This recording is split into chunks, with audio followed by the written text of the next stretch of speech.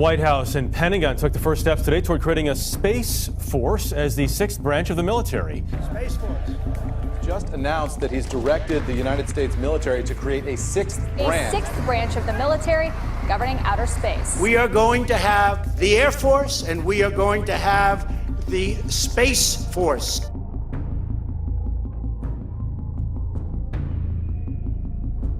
To having its own Space Force? Or do we actually need to start thinking about a big world war in the heavens? On the other hand, you have the Trump administration saying that for the first time since 1947, we're going to create a new branch of the military with a timetable.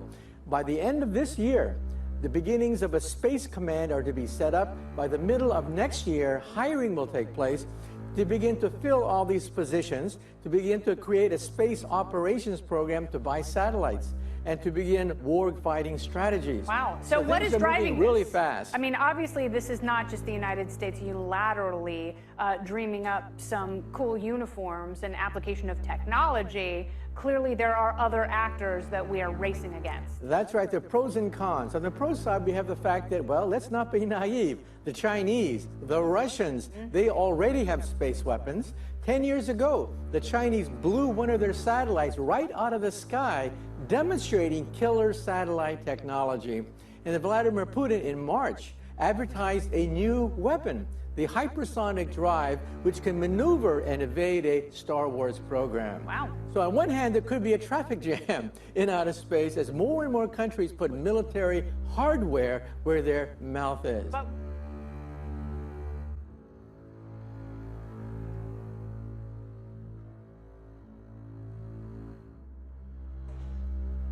as Commander-in-Chief, President Trump's highest priority is the safety and security of the American people. And while too often previous administrations all but neglected the growing security threats emerging in space, President Trump stated clearly and forcefully that space is, in his words, a war-fighting domain just like land and air and sea.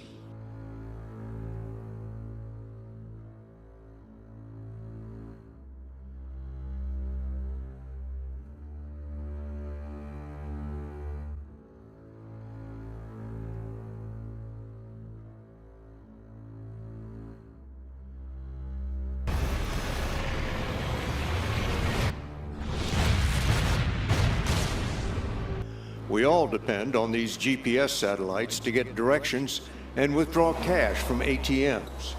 Russia and China know that and are launching hunter-killer satellites which can maneuver close enough to an American satellite to disable it with a microwave or laser blast.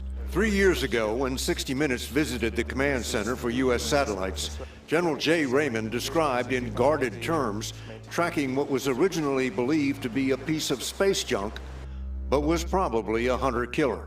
A young Air Force captain detected that debris started to move. So what is that object that keeps maneuvering in space? David, I'm not going to speculate, but I can tell you what it isn't. It's not a piece of debris. The plan released today stops short of what President Trump wants, which is an entirely new military service devoted to space. A plan to do that will be submitted to Congress next year.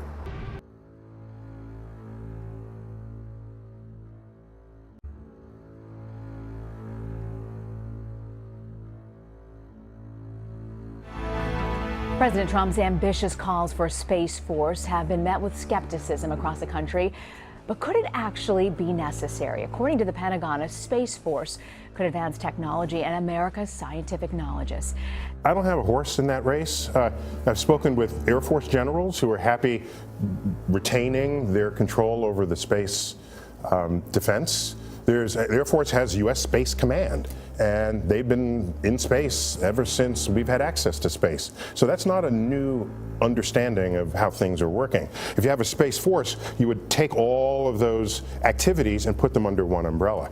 And if you did that, I'd want to throw in a couple of extra things like asteroid defense. If you're going to go there, let's do it, you know. You mean defend us against asteroids coming yes. to get us?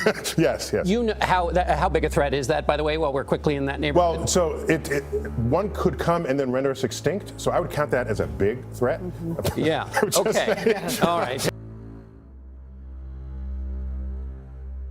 Okay, well, then I won't order out for breakfast. That counts. But the concern, of course, people have with this is the militarization of space crowds out or complicates the scientific exploration. So consider first that ever since anybody's had access to space, we've been putting spy satellites in space. And so the militarization is not simply do you have weapons, but are there activities that relate to the conduct of war?